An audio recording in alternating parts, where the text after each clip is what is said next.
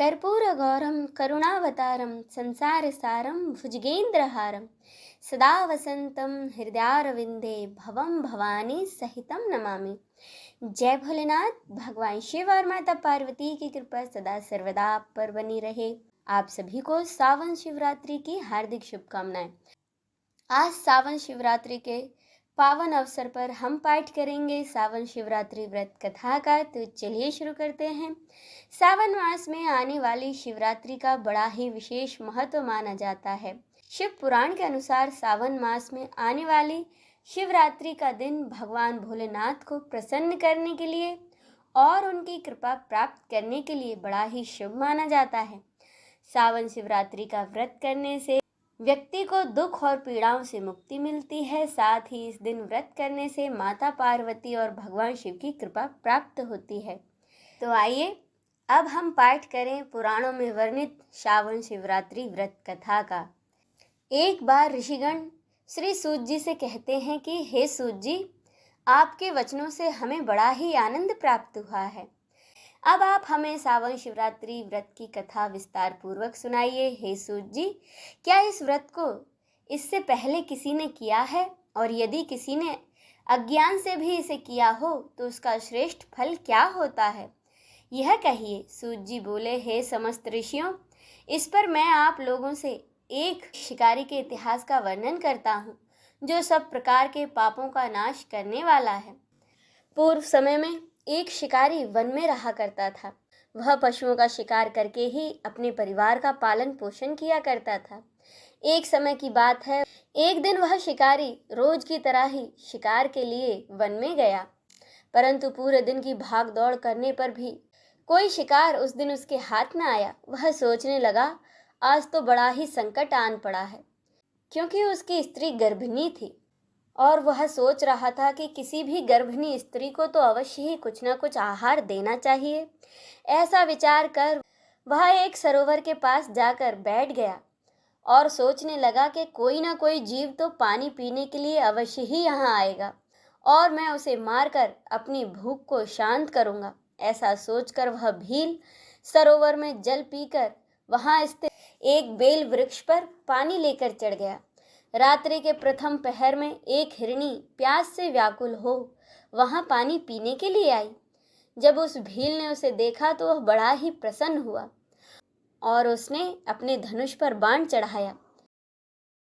ज्यों ही प्रत्यंचा खींची, हिरनी बोली, मैं तो गर्भवती हूँ, शीघ्र ही प्रसव करूंगी। तुम एक साथ दो जीवों की हत्या करोगे, जो कि ठीक नहीं है।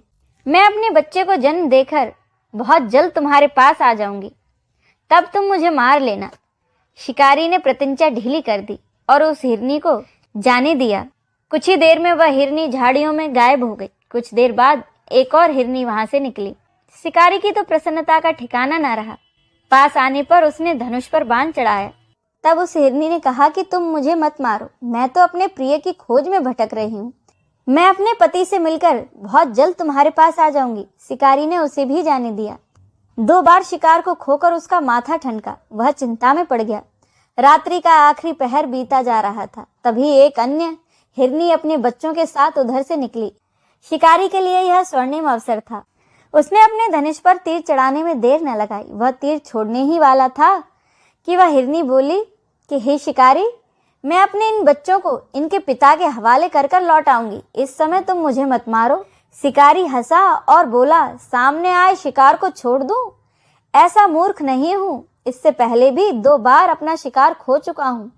मेरे बच्चे भूख प्यास से तड़प रहे होंगे। उत्तर में वह हिरनी ने कहा कि जैसे तुम्हें अपने बच्चों की ममता सता रही है, ठीक वैसे मुझे भी।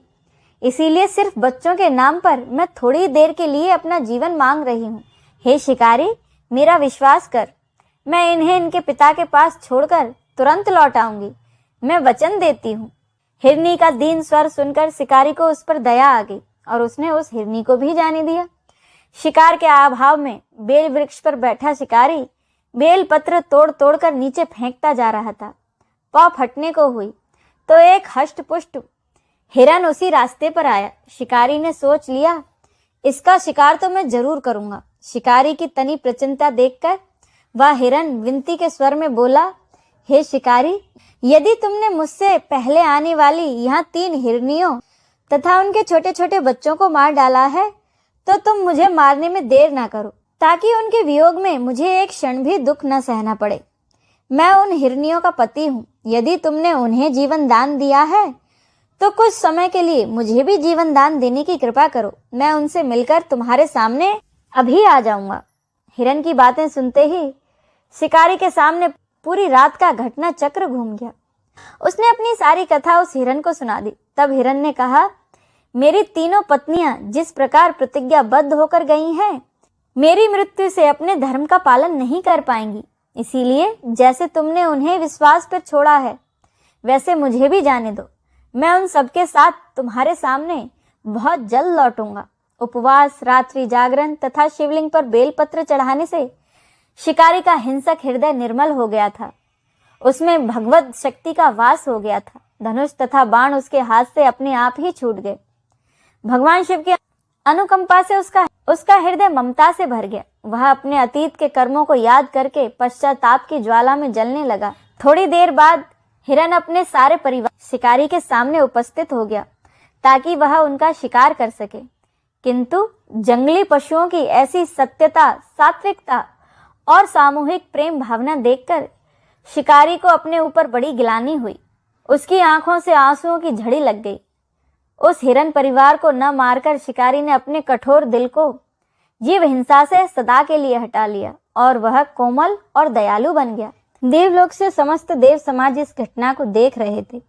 उसके ऐसा करने पर भगवान शंकर ने प्रसन्न होकर उसे तत्काल अपने दिव्य स्वरूप के दर्शन कराए तथा उसे सुख समृद्धि का वरदान देकर गुह नाम प्रदान किया। यह वही गुह था जिसके साथ भगवान श्री राम ने मित्रता की थी। इस प्रकार संसार में अनेकों व्रत, अनेकों तीर्थ और अनेकों प्रकार के दान और यज्ञ हैं, परंतु शिवरात्रि का व्रत सबसे श्रेष्ठ है। यह शुभ व्रतों का राजा है।